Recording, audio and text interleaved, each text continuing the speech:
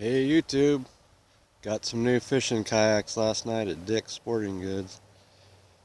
Getting ready to go out on North Fork Reservoir with them.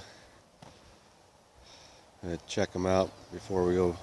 Fishing season will open here in a couple of weeks. We're gonna take them out and try them out today and see how they work.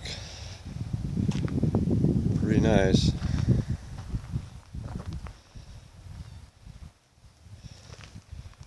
All our gear is set up in there.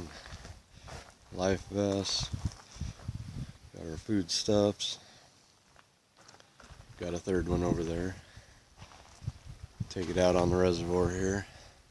It'll be a nice day, about 70 degrees.